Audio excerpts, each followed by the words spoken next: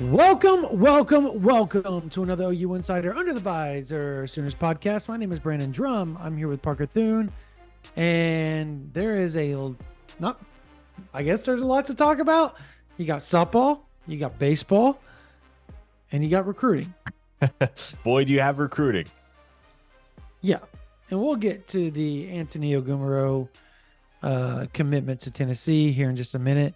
But before we get to that, obviously, Parker, we have some bills to pay, so That we let's do. do it. Fellas, blink if you haven't purchased a Father's Day gift yet. Yeah, we thought so. You know that beard trimmer that your dad's been using since you were in grade school? Yeah, it probably needs upgrading. Introducing the Beard Hedger Pro Kit from Manscaped, the complete beard maintenance kit for all the bearded kings. This all-in-one kit comes with a beard hedger, Manscaped's most advanced beard trimmer, as well as shampoo, conditioner, oil, and balm for his beard. It also comes with a brush, comb, and scissors, so he can style his beard and mustache like the true gentleman he is.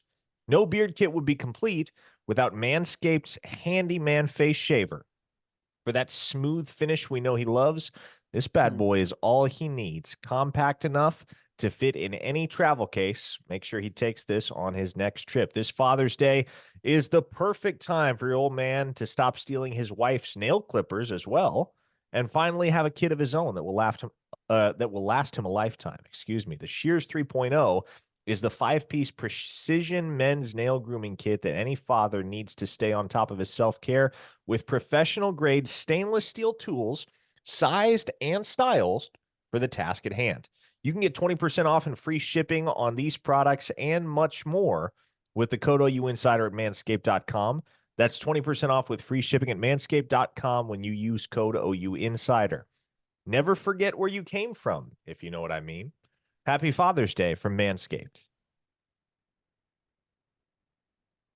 The innuendo on that one was a little a little heavy. Right. Crafty, Oh clever. my gosh. Okay. Well, we Folks, we know don't write we're the ad copy. We just read it. oh, I wish I could take credit for that degree of creativity. Unfortunately, I cannot. Whoever yeah, gets paid to do that at Manscaped, though, they're winning. they are winning. And speaking of not winning, and we know where Antoni Ogumoro came from. He came from North Carolina, moved to Oklahoma, uh, moved to Elgin, Oklahoma. He is a 3-star offensive lineman that Oklahoma offered back in April. And he is now committed to the Tennessee Volunteers. Parker, you were down there today prior to the commitment announced, or prior to his announcement and decision publicly. You wrote on OU Insider. You talked about a little bit behind the scenes and what took place. Obviously, Brandon Hall was there with Bill Beanbo Yep. on, I believe, Monday, and it felt like things were in Oklahoma's favor, but discussions had to be had with the family at that point You know what it felt following all like to that. me, But go Brandon? ahead. Yes. You know what it felt like? It's funny. It was almost a year to the day. It felt a lot like Zadavian Sims, where it had seemed like Oklahoma for the longest time, right? And he was And telling then other recruits that it was Oklahoma. correct. And there were some assurances given to coaches and peers alike. And then as decision day starts to creep closer, there's a little bit of unease, uncertainty that's manifesting. Mhm. And ultimately, when he makes the decision, it doesn't come as a shock. By that point, you have a pretty good heads up that it's not going to be Oklahoma. But just the fact that it turned so late, Right. I think, is what's surprising here. And look, end of the day, yes, NIL had a role here. This was not a solely NIL based decision. Oklahoma State and Tennessee both gave the kid a lot to think about when he was on his OVs to those two programs. But again, there were some assurances made to people in the OU camp that when all was said and done, he was going to be a Sooner. When you have a school like Tennessee that does give you a lot to think about and maybe has you questioning some things, maybe not to the point where you feel like you want to go there, but you're at the very least giving it some uh, steady thought. as decision Right. day creeps closer. Sometimes all it takes is a little bit of extra dough, if you will, for a school like Tennessee to leapfrog Oklahoma. And it feels like that's what happened here. Is he liked Tennessee? It absent the NIL offer that Tennessee made to him. Is he a volunteer today? Probably not. But that's the tipping point for so many kids. Hmm. If you have multiple places where you feel like you can legitimately see yourself playing college football and it's going to be comfortable for you, well, then what's going to split the hairs, as it were?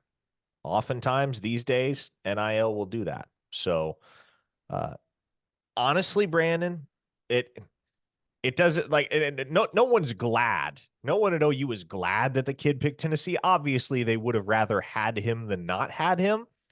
But I will say there was honestly a very surprising dynamic this morning in the Switzer Center from the folks I talked to.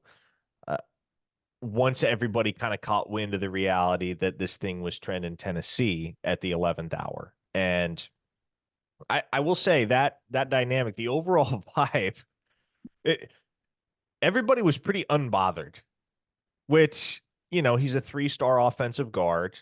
To a certain Right. extent, it probably has to do with the caliber of player that he is. And he's a good player. He's not an exceptional player right now. What he brings to the table is a lot more about his ceiling, his long-term potential than what he is right now as a football player. But also, I think it very much simplifies things for Oklahoma in terms of what they do from here on out with the offensive line picture. They have Owen Hollenbeck committed. He occupies one guard spot. They have Ryan Foje committed. He occupies one tackle spot. I have been told that Oklahoma isn't really going to look around at any additional offensive linemen right now. At least that's not the plan in the immediate future. What they're going to do Everybody is, just used a collective groan through Sooner fans when you said that, by the way. well, but I think it makes sense. You have Darius Afalava coming in for an official visit on June 7th. Hmm. You've got a shot there, more than a shot. I think the Sooners have a good chance at Darius Afalava. And If people I are going to say, call, well, you thought they had a good chance with Ogumoro and they're good friends and both were considering and here's what's Tennessee. interesting: And if you why watched, not Douglas Udo? I keep getting that question. Why not Douglas Udo? here's what's interesting, and I brought this up on OU Insider. I talked to Afalava Sunday night. His impression at that point was that Antoni was going to Oklahoma. Obviously, everybody's impression at that point was that Antoni was going to Oklahoma. But if you watched Ogumoro's live stream where he committed to Tennessee, Afalava is in the comments section commenting boom with the 2 red O's. So I don't know if he still thought Antoni was going to Oklahoma. What I do know about Afalava is that he has cut off contact with Tennessee. It was actually the Oklahoma official visit that took the place of his previously scheduled Tennessee official visit on the calendar. And from That's what he told me, he interesting. just wasn't feeling it with the staff anymore. And when I went down there to Elgin, I kind of ribbed Antoni about it. I was like, "Man, you're going to Tennessee, huh? Your boy Darius, he's not really feeling it at Tennessee." He's like, "Yeah, well, I guess we're just a little different." So I I think Oklahoma has a very good shot with Darius Afalava. I don't know if I would be 100% comfortable calling them the leader, but I would say without question they're top 3. And they're going to have a shot on the official visit to be able to lock down the number 1 Mhm. player in the state of Utah. And then from there, you go get one of the big 3 and or Andrew Babalola. When I speak of the big 3, obviously referring to the 3 big-time offensive tackles from the state of Texas, Lamont Rogers, Ty Haywood, Michael Fasusi. And then you throw Babalola in there, very viable 4th option, 4-star or 5-star, depending on which service you follow, Mhm. from the state of Kansas. And I think we've both been told and been given adequate reason to believe, Brandon, that Oklahoma is going to do what it takes, whatever it takes, to get one of those 4 offensive tackles because they kind of understand that they need to. A year like this, where you got a local bumper crop, as it were, at the Hmm. offensive tackle position, you got to have one of them. Oklahoma realizes they got to have one of them. And so I don't know who they get or who they really like press for, who becomes priority A1, but they need they need to have one. They're going to do what it takes to get one. And then if you get one of those guys plus Darius Afalaba, that's a really good offensive line class, man. It And they were it's going to a have to make room for Afalaba. They were going to have to force him into the class if Ogumoro had committed to OU and later on down the line, Afalaba wants in. Now it's super easy. Now you just put the full court press on Afalaba and maybe make some additional concessions in the NIL department. You know, what you had set aside for Ogumoro, now you can toss in the Afalava fund, if you know what I mean. And yeah, I think this clarifies a lot for Oklahoma. That's the silver lining to me. I, I guess people are going to ask is okay. So what's the communication been like with both Lamont Rogers, Fasusi, Ty Haywood, and I'm going to go down and see those guys here in the next week.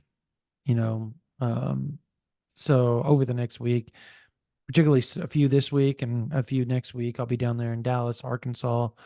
I'll be at several places out and through Oklahoma, and we'll talk about that here in just a bit. But um, I I'll say this: Oklahoma saw Fasusi last Friday, Mm-hmm. and I continue to hear, and we talked about this on a podcast last week a little bit. There is, it's like some weird, quiet confidence, and I still have A&M people, reporters asking me about Ty Haywood. So if they're asking me about Ty Haywood, and I think you and I talked about how much of an enigma he is in the recruiting right now, like It's hilarious, man. nobody has a real Intel is feel with that all kid. over the place on Ty Yep. Haywood. I had two different people, both of whom I consider to be top tier among my Rolodex of sources as to their reliability. I had one person tell me he's absolutely not going to Texas A&M, and another told me I lean Texas A&M for him within hours of each other over the Yep. weekend. So I don't know what to think with Haywood, man. Which kind of confirms why I have a couple of A&M reporters hit me up going, what the heck are you hearing about Haywood on your end? I'm going, what are you hearing on your end? Because I OU still has like this feeling of they're going to get one of the last punches at him, if not the last punch at him. And so that is where, and I believe he's coming Champion Barbecue, if I'm remembering correctly, or correct, on the 21st. You talking about Fasusi Haywood. or Haywood? No, He Fasusi's coming earlier. Yeah, I don't think Haywood has announced the date of his OU visit. It feels like it's going to be later. I Wait, no, guess no, it's no, no. like, He did. Hold on. He I did. thought it was later. Go fact check me on that. Yeah, I'm gonna go look at our Because database here. I will disclaimer we are recording It's the fairly late. 14th. It's the 14th. So 14. same Okay, I knew weekend it as was yeah, it was Fasusi. one of the last visits he's taking. Correct, guys. Okay. Not the champion barbecue, but like I said, it's one of the last. He's going to get one of the last cracks at him. And so there's some, it's kind of odd confidence is how I would word it, because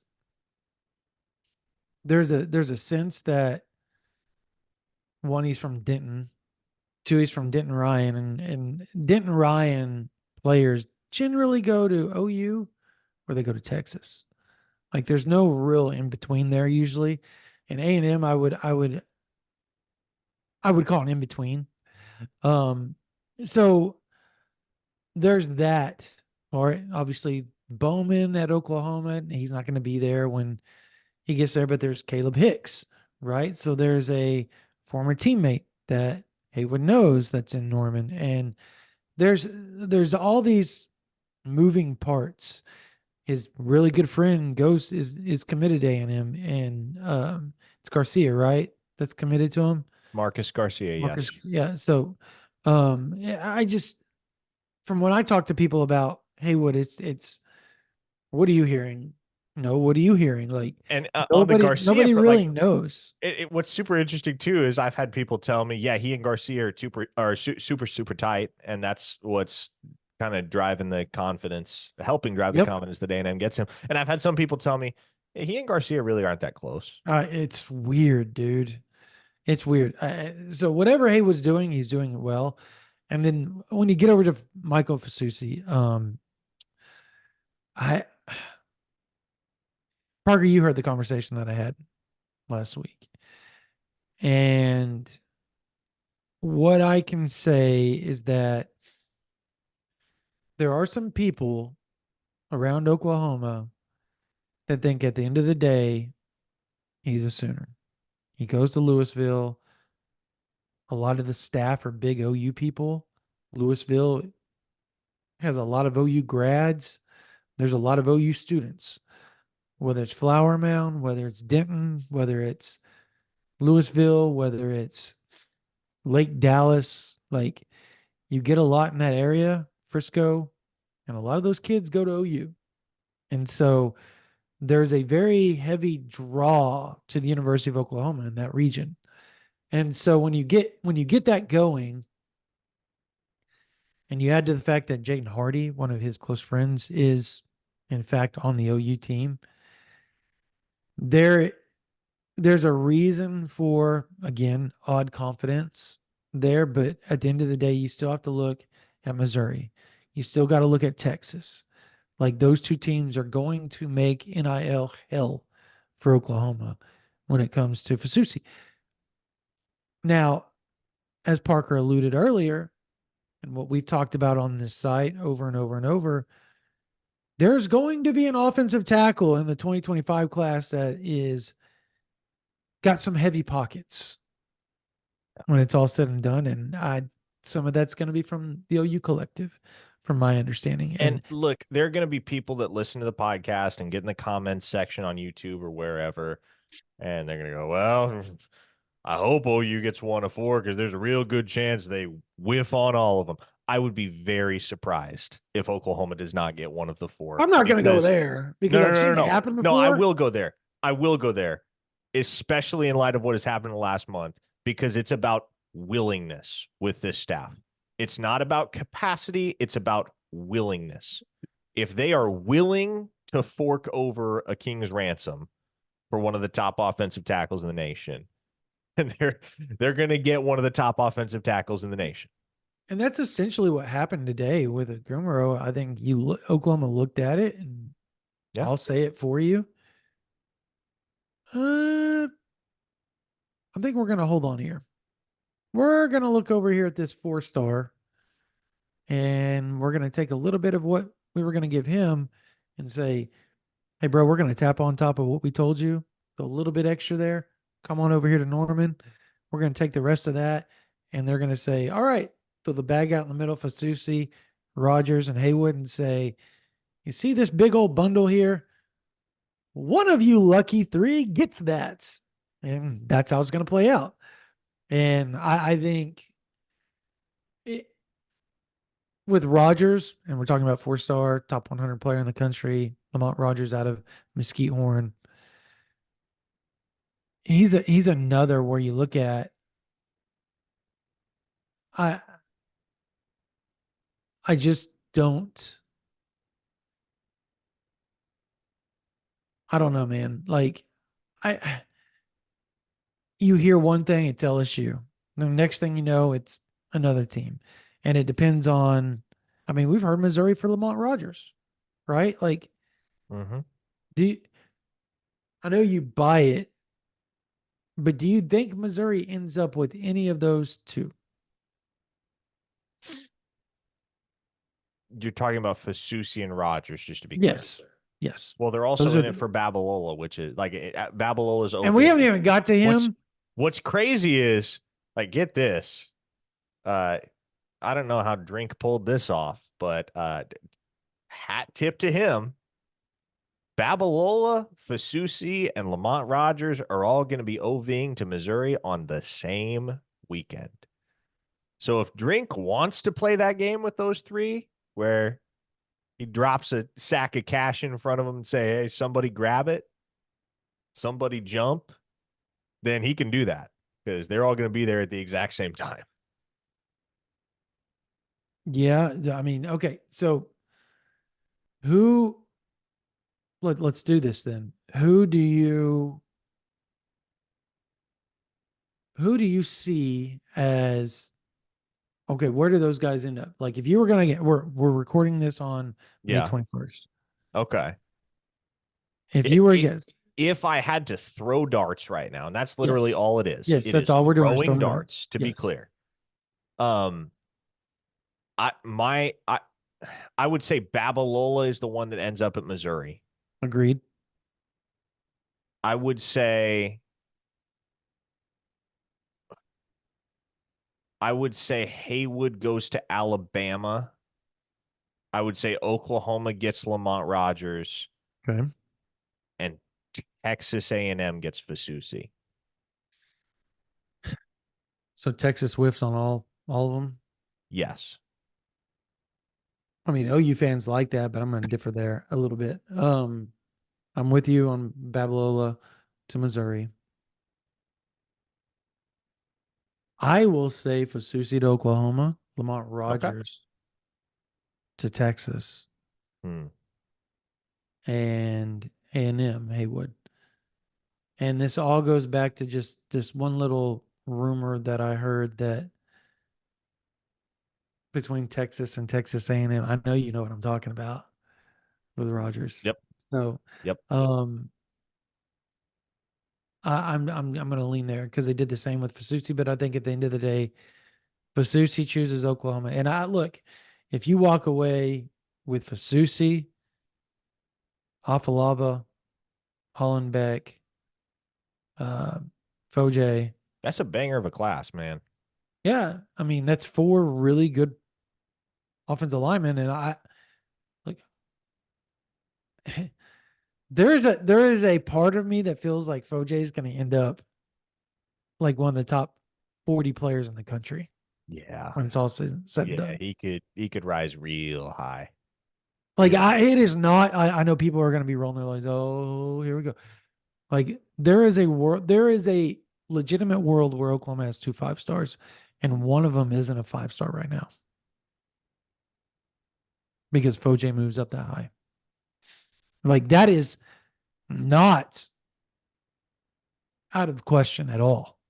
And I think again that goes right to Bill Beanbo and his ability to scout and having an eye for unheralded talent that he knows he can develop or is going to develop into something special. We've seen it time after time after time with Beanbo. I'm The pretty sure top he tier was the guys, first one. I'm pretty sure he was the first one to offer Foje. you were correct. And I'm look,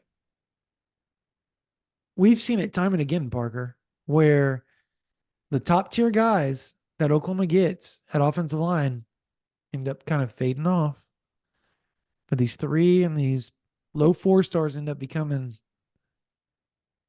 all pros, the best offensive linemen in the NFL, Mm-hmm. all conference, all Americans, first round draft picks. Now, Anton Harrison, he kind of spits in the face of that because he was an elite kid out of high school. But how many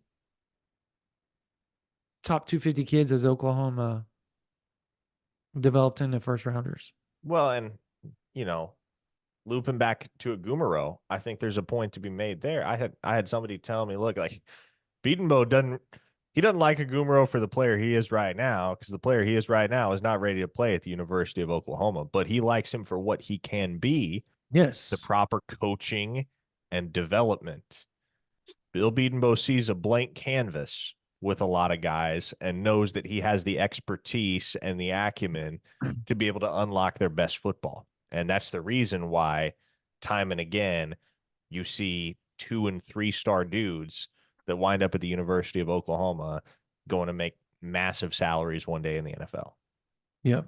No, I'm with you. So I think at the end of the day, Oklahoma ends up with look, there shouldn't be any bedwetting over this issue. There shouldn't be any meltdowns over this. I honestly, I'm going to give props.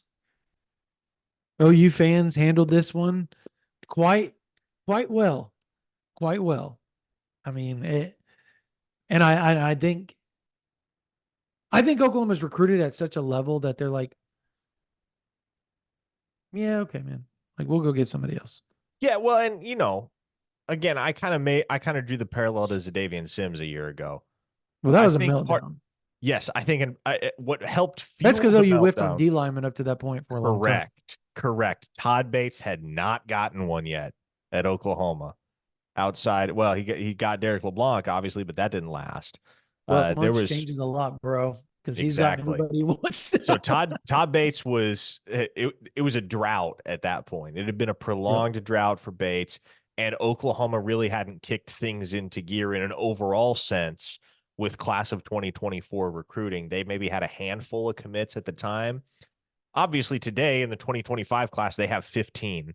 So I think the circumstantial difference there between where Oklahoma's class is already at in 2025 versus where it was in 2024 probably makes it a little bit easier to swallow this year losing Antoni Ogumoro to Tennessee late in the process versus last year losing Zadavian Sims to Oregon late in the process. No, I would agree with that. I just again, it all goes back to you just can't.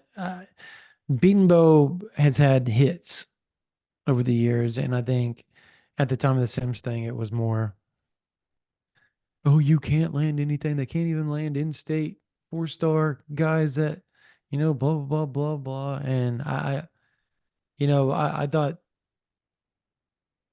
I was just waiting. By the way, when when Todd Bates posted that just somber photo of him standing over his father's grave, like it's been a year the other day, I Mm-hmm. was waiting for some idiot to try to tag Zadavian Sims and everybody else in that to just start something just stupidly. Sure. Yeah. I was waiting for that. And I'm very, very proud of the OU fan base for not going there because there's no point. Bygones are bygone. Everybody Well, has moved on. and And so the great thing about the world of recruiting too is that if there's a guy that doesn't wind up signing or committing to your favorite school, then most fans, not all, but most fans are going to have goldfish memories with those types of things. Like they'll barely remember this Davian Sims thing happened. Obviously, there are yeah, some that will remember it very well, but most will look back and they'll go, "Oh yeah, remember when we were all furious over that? Boy, if only if only we could have seen a year into the future into a world where Todd Bates lands David Stone, Jaden Jackson, and Trent Wilson." I mean that's still I mean it's what how times have changed, right? I mean Uh-huh. that's where I get at this is times have just completely changed. And I think there's that confidence. You know who we haven't really talked about is Who's that? Cheese. Cheese. I mean, Cheese Evans is, and for those that don't know, Christian Evans, he goes by Cheese. I don't know where that came from, but I would love to know. Um, I'll ask him about it. I'm yeah, supposed to talk to him later this week to just get an update on I, where things stand in his recruitment. That one's probably about to get a little bit more interesting. agreed. And it was a very straightforward process, or at least it seemed like it was going to be because he had that OV to Oklahoma booked at the end of June, and there weren't any other major schools that had really jumped into the fray for Christian Evans. OU was doing battle with Virginia, Virginia, UNC, Virginia and Tech. Boston College. Like you'll Yep. take your odds against those teams. But now Penn State has gotten involved. He picked up another big offer for the life of me. I can't remember who else offered him today, Keep but going. he had a couple of big time offers that just dropped after he won defensive line MVP at the Under Armour Next Camp in Baltimore this past weekend. And so I think what'll probably end up happening is that things will slow down a little bit for Christian Evans because he is now way more of a commodity after that Under Armour camp than he was before it. So Michigan State and Penn State have joined the fray. Michigan I, State, that's the other one. That's right. not really worried about them if you're an Oklahoma person. Just going to say that to you. I mean, like that program seems to be just in shambles, particularly on the defensive line recruiting front. It's just bad right now. Well, the new staff, and I will say, like I folks on the Oklahoma end are worried about two schools primarily with Darius Afalava, for instance, and those schools are quite surprisingly UCLA because of their, they have they end up rostering a lot of Polynesian kids, island boys, as Afalava and Ogumoro would call them. And then Michigan State, because Mhm. that staff has known Afalava and recruited him for a long, long time, dating back to their days at Oregon State. So, yeah, Michigan State doesn't seem like a juggernaut right now on the recruiting trail, but there is what I would term the new car smell surrounding that program, that there are going to be some recruits that gravitate towards it. Some will want to see proof of concept, but some will be super intrigued by the new era of Michigan State football and the vision that those coaches pitch to them. So I know I was reported elsewhere. I saw it on my Twitter feed today that apparently Christian Evans is already planning an official visit to Penn State, which you would expect Mhm. relatively close to home for him.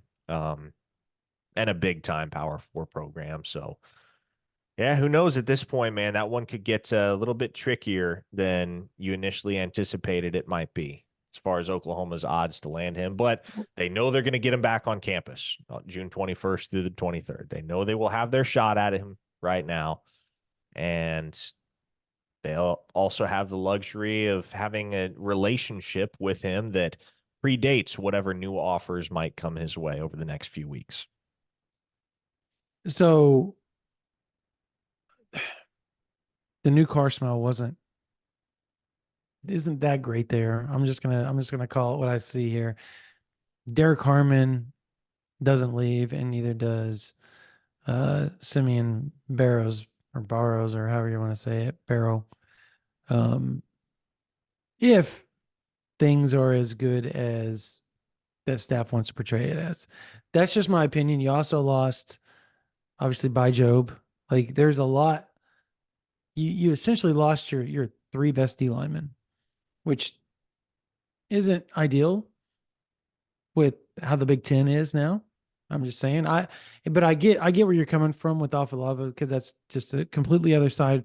It's a different side of the line. Different staff is recruiting them. Obviously, offense versus defense when it comes to Michigan State. I think that's where my statement comes from. Is I just you see that offer now from D line that used to be kind of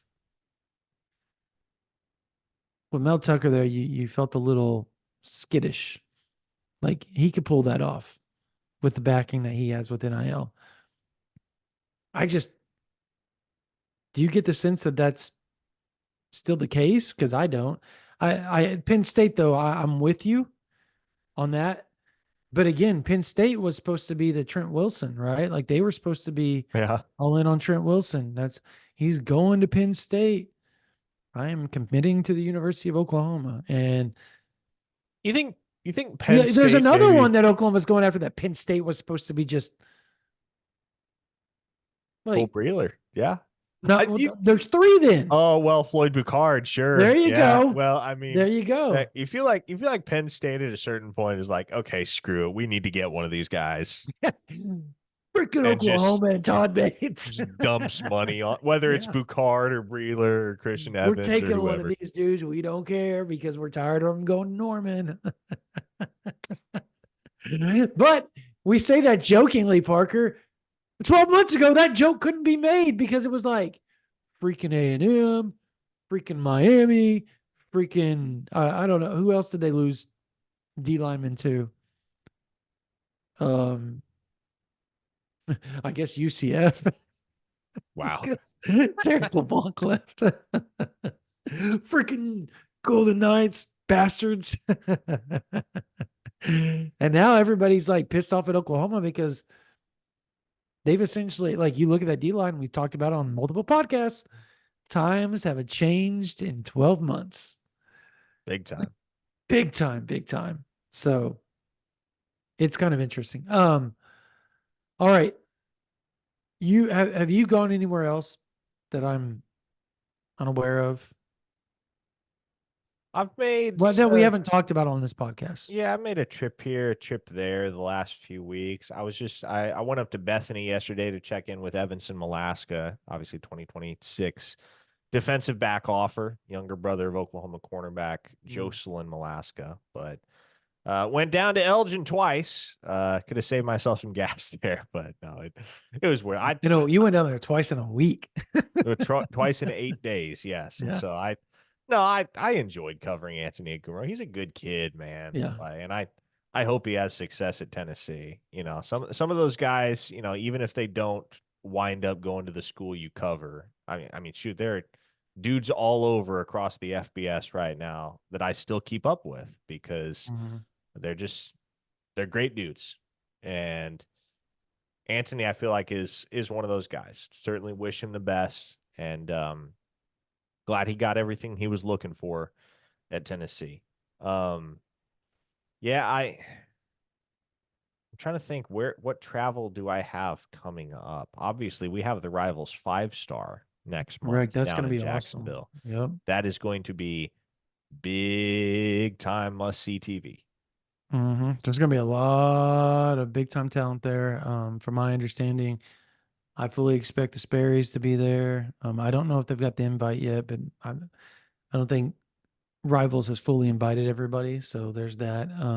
And Sperry's got a chance to go win the Elite 11 over the next Mhm. month too. So you've got that, and then on top of that, you've got the OU camps. There's 4 elite camps that will be going on the first 2 weeks or 16 days of June that Parker and I will be at. I will be at a couple of the middle school camps and younger camps, but definitely not covering those strictly in dad mode. But yeah, that's gonna be awesome.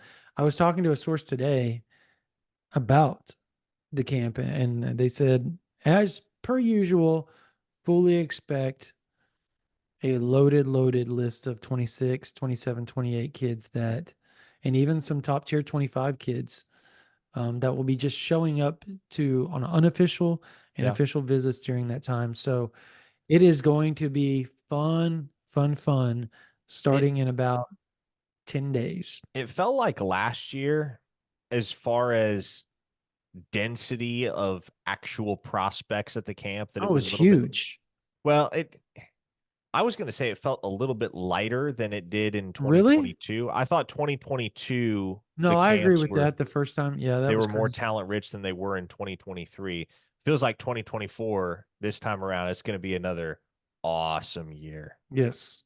for who all is going to be showing up Yep. at those camps to compete because I mean, just off the top of my head, I could go down the list, elite dude after elite dude that is already laying plans to be in Norman. Obviously, you'll get the top local guys showing up. There will Hmm. be a lot of Lone Star State kids A lot of the that make the commits trip going up to north. every A one of lot, the yeah, camps too. several of the commits are going to participate in all of them. So Yep.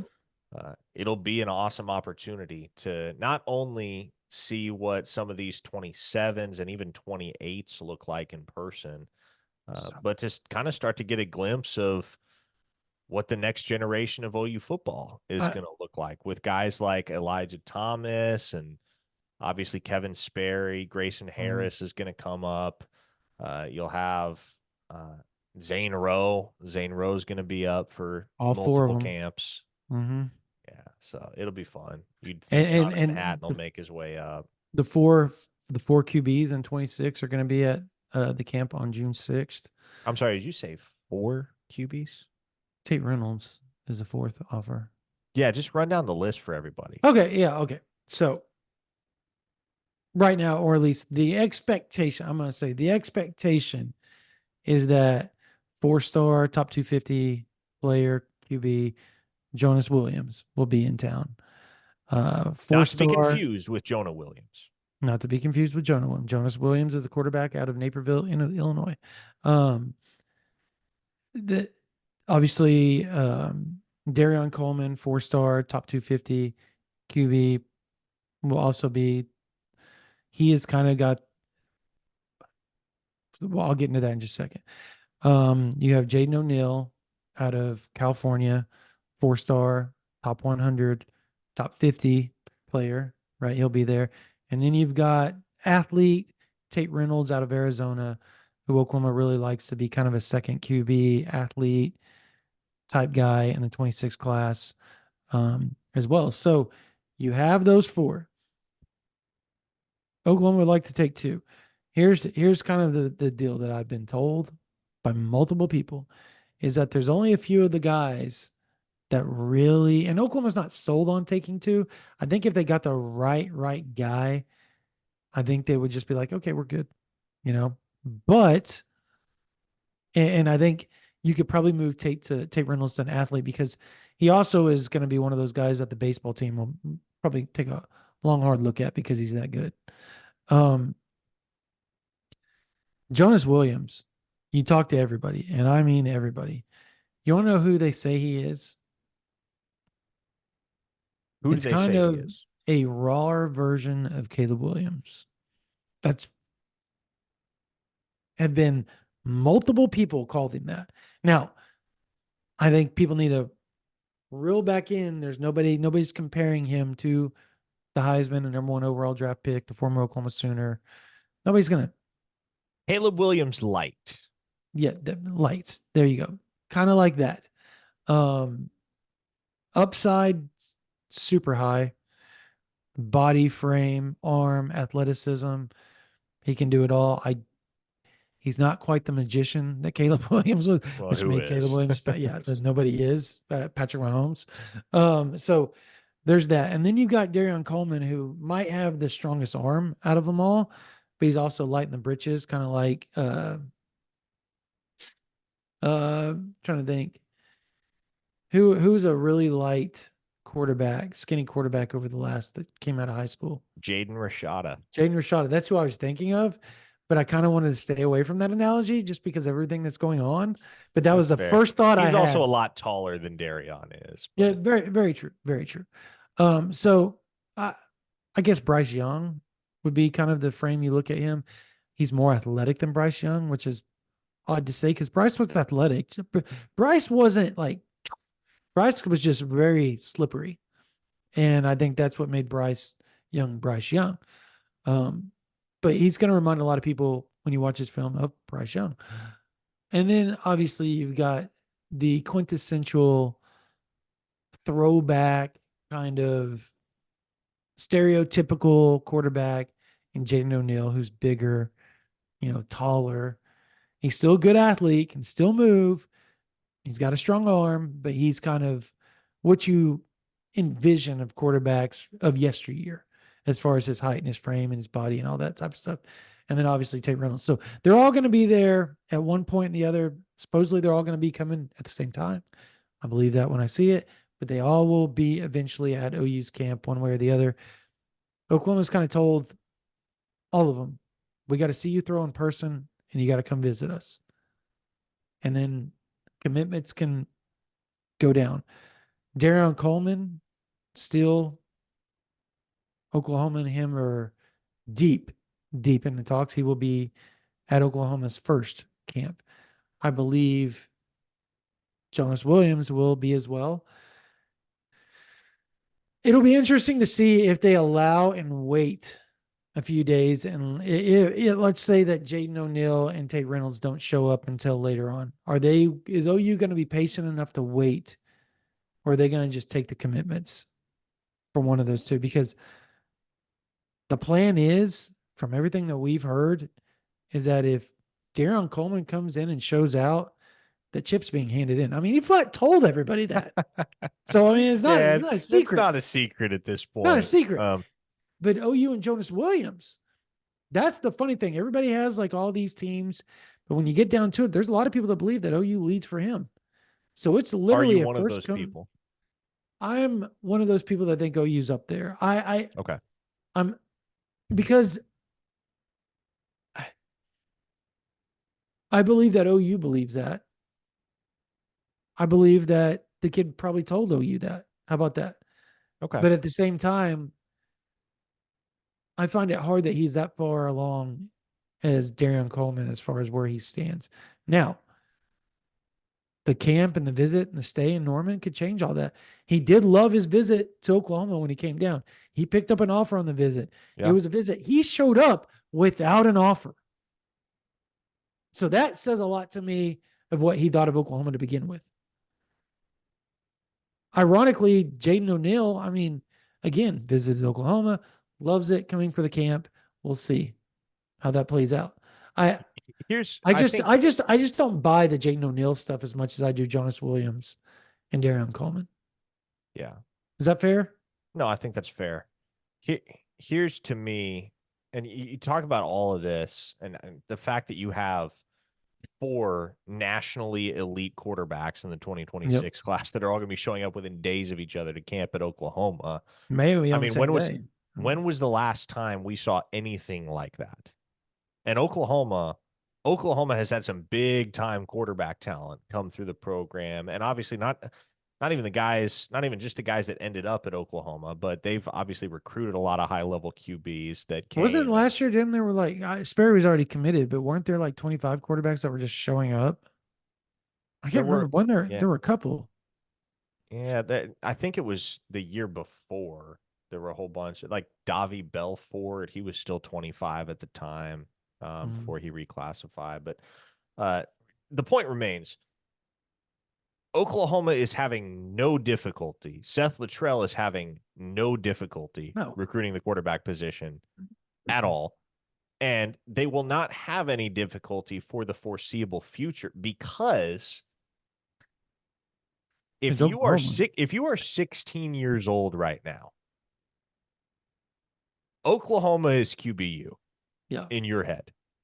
Yeah. I look, if you're 40 or you're 60 or you're a full-fledged adult of any age and you've watched college football for a decade plus, two Michigan would decades, be then that. okay, and then maybe you have your own opinions as to what QBU is. Yeah. It is objectively the case that for a 16-year-old kid right now in 2024, there is no program that is better at recruiting and developing quarterback talent than the University of Oklahoma. You have seen it with your eyes for Yeah. basically your entire conscious uh, childhood and adolescence.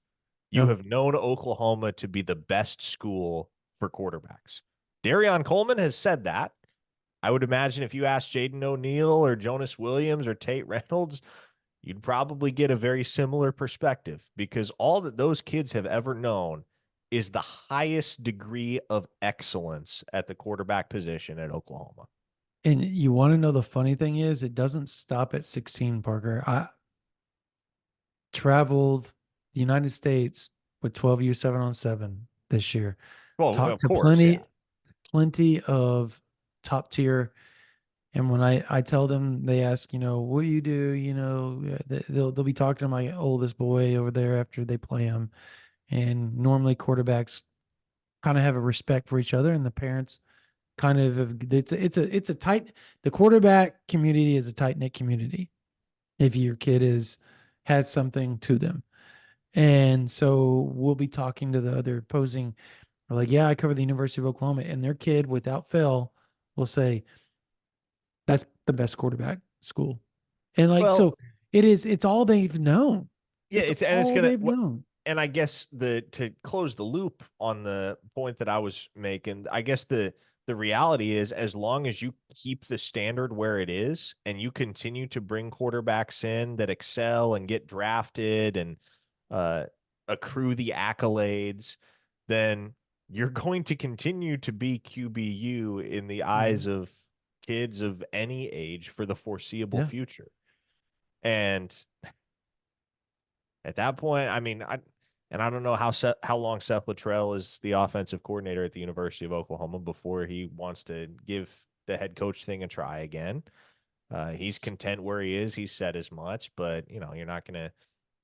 I think in most cases you're not going to be a highly successful offensive coordinator at the same place for longer than 5 or 6 years. So, however long it lasts, man, uh, whoever steps into his shoes, assuming that Luttrell has been able to keep the standard where it is, They're just going to be able to reap the benefits of everything that has been previously laid in place for them. Yeah, and so it's funny you say that. The 5 or 6 years. So in terms of how this would work for fans that really want to know, just because Oklahoma, so let's say Latrell, they're great for 5 or 6 years. He goes on, he's a head coach somewhere else, and whoever comes in, let's say they struggle a little bit, not bad, but they struggle a little bit to start. Well, the reality is that that coach probably has 4 or 5 cycles before the luster of Oklahoma wears off, because you can kind of multiply it times two. If Latrell keeps it going for another 5 years, that's kind of bought you 5 years in the future as well Mm-hmm. of being viewed of that, just because the kids in that span that have become conscious of college football and all that, that's what they've known for the majority of their time. So if Oklahoma can somehow get lucky and Jackson Arnold over the next 2 years is just Billy Bad A, they've bought themselves another 4 years of being able to recruit however the heck they want to recruit at Yeah. quarterback. This That's is essentially how it works. this is the golden age, man, and you got to Yep. capitalize it or capitalize on it, excuse me, because a kid like Darion Coleman would have been 7, 8 when Baker Mayfield took the reins Yeah. in 2015. I don't know if this is the case for you, Brandon, but I think back on my childhood, 7, 8 years old. Those were like my formative years of watching Yep. football. The things I remember vividly happened right around that time that really formed the foundation of my love for the game of football. And Yeah. Miami you was the quarterback you when I was growing up. Miami, exactly, you Ohio see that State, stuff Michigan. at that Yep. age, you retain it. Alabama. It sticks with you. And so Yep. again, it's the case right now for 16 and 17-year-old dudes that are considering the University of Oklahoma. And it will remain the case into the foreseeable future as long as you continue to recruit and develop quarterbacks that maintain the lineage of excellence that Baker Mayfield and Kyler Murray and Jalen Hurts first established. So before we get to softball real quick, I will be hitting the road. I'll be going up to Tulsa this weekend, or this some hopefully tomorrow for a little bit. If not, it'll be Thursday. I will be hitting up Owasso, Tulsa Union, Jinx to start, and then kind of freelance it after that. On Friday, I'm trying to stop by Shakota to see Elijah Thomas, and then as we head out to the lake house and Lake Hamilton, and then in Arkansas. And then while I'm in Arkansas, I would like to see Marcus Wimberly, and I am working on setting up a time to see one Marion Robinson, man. And then after that, I will be down to Texas on, I believe, Tuesday and Wednesday of the following week to see Lamont Rogers, um, Fasusi, Haywood, and then stop by Geyer, and then try to hit up a couple of other schools in the 48 hours that I'll be there before I come back and finish up my OK Preps tour.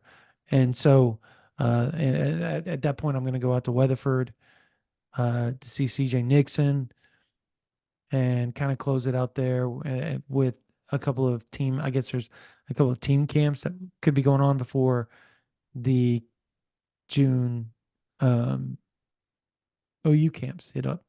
And so it's going to be busy time. I'm sure Parker, you probably got some things lined up as well, but it's going to be fun.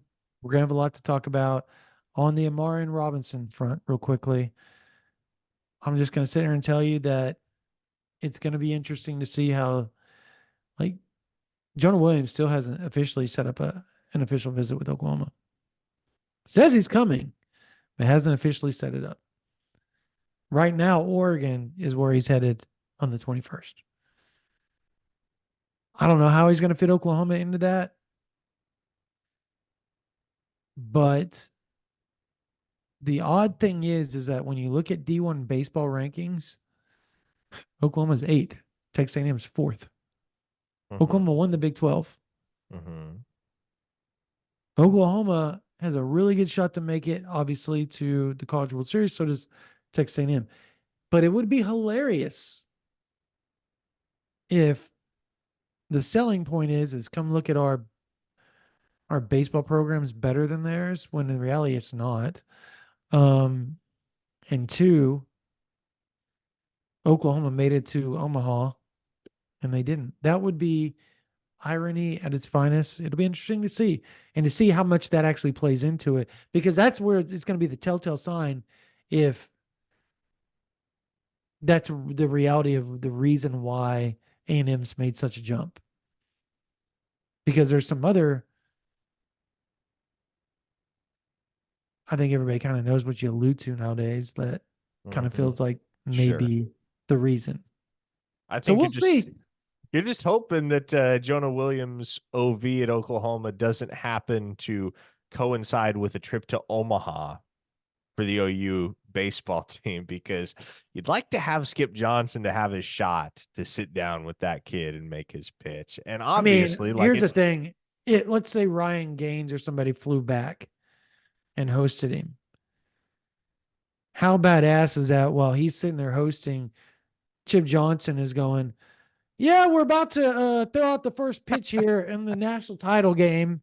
Sorry I couldn't be there, but I yeah, mean, it's a I think it is a pretty effective pitch if you can't meet with the baseball staff while you're in Norman on your OV because they're in Omaha.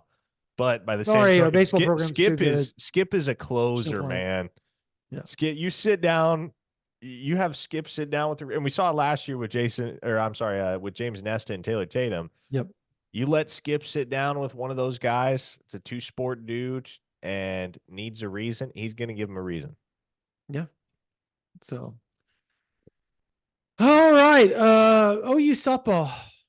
They're good. They are playing like the softball team that was expected. I think I'm trying to figure out why some of the things happen that happen, and it could be just that in previous seasons those teams were playing at such an elite level that the expectation got too outlandish.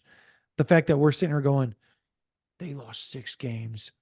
That is awful. That is just pathetic. The softball program's on their way down. When everybody else looks at that 6 loss season and goes, that's pretty epic. That's an epic season. But Oklahoma, it's not.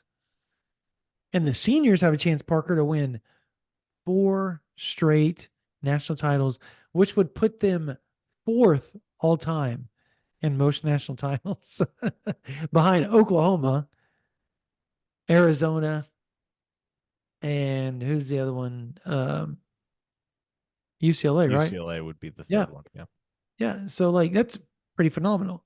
I believe Oklahoma would move up to tied for number 2 with Arizona with 8 at that juncture. So they beat Oregon. The bats came alive. And when the bats didn't come alive, you had Kelly Maxwell and Nicole May just slinging that thing, man. Like they were just throwing dimes and just they dominated Oregon. And so it I believe Florida State, isn't Florida State coming for the Supers? Is that what it is? That is Who are they correct. host? Yeah, Yes. Florida State's what I thought. National title of last year, which was a good was I was at that both those games. They were fun. They were closer than I thought they were going to be. So it'll be interesting to see how OU plays. If they don't make it to the College World Series this year,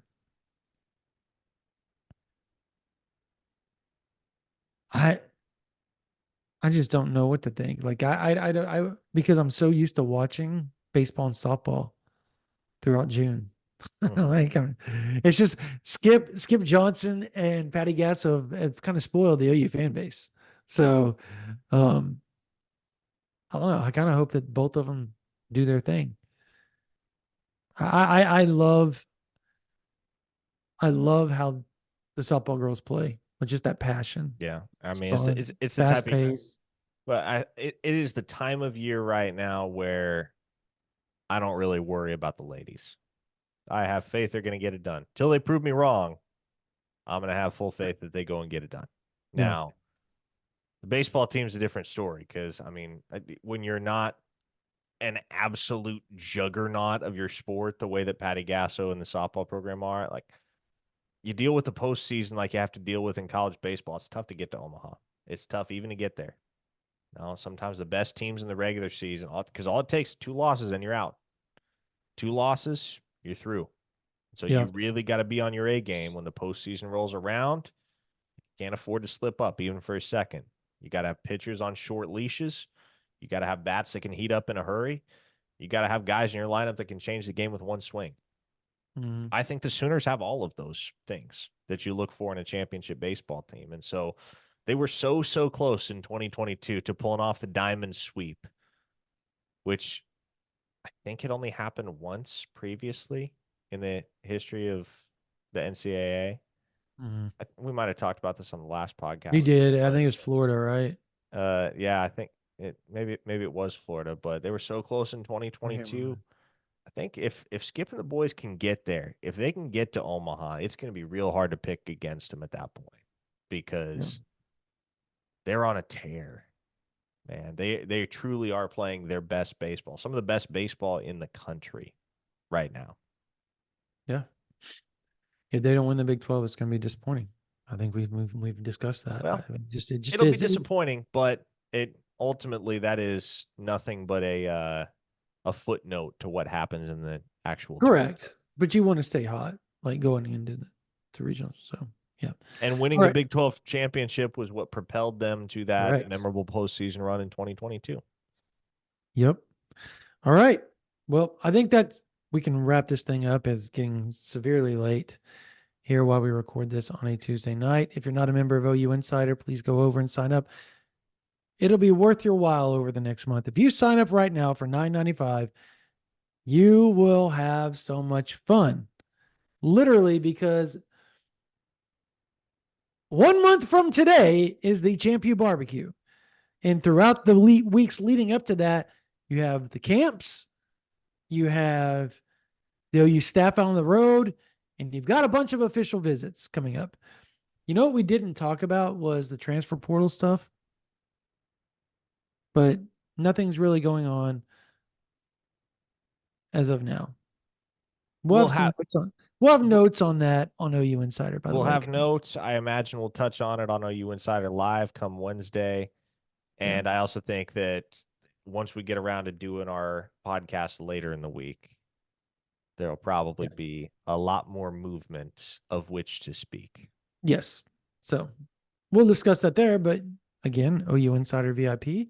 If you're over there, I will have some notes in the next 12 hours or so. We're recording this at 11 p.m. So hopefully before Wednesday evening, I'll have some solidified notes on how all that is going with OU's last ditch effort for defensive line transfer portal stuff. Again, 995, all of that, official visits, camps, um, the rivals camp is coming up, Champion Barbecue. You'll get all that right now if you just sign up. $9.95. Come give us a try. I think you'll like it. OU's going to the SEC in July. That's the SEC Media Days. We will be there. I think you'll like the coverage that we bring for that. And then obviously fall camp, summer workouts, all of that's going on. And we will have notes for you galore on who's standing out, who's growing, who's doing this, who's doing that. Um, what the expectation is for certain players, certain positions leading up to the season. We'll have all that.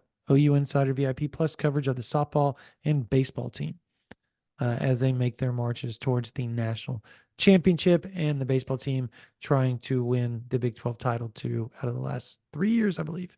So that is what we got going on there. Also, with all of that going on, there's a bunch of podcasts we got going on right here. There's a bunch of videos and interviews that we'll have right here on the OU Insider YouTube channel. So subscribe, hit that bell, hit that notification, make sure you know what's going on. Bearing Max added to our plethora of podcasting options for you guys. Like, we bring it, man. You've got so many options, so many different voices, a lot of knowledge right here on OU Insider YouTube. So give us a subscribe. Help us help you. All right. That's going to do it for this version of the OU Insider Under the Visor Sooners podcast. My name is Brandon Drum for Parker Thune. We will see you guys later.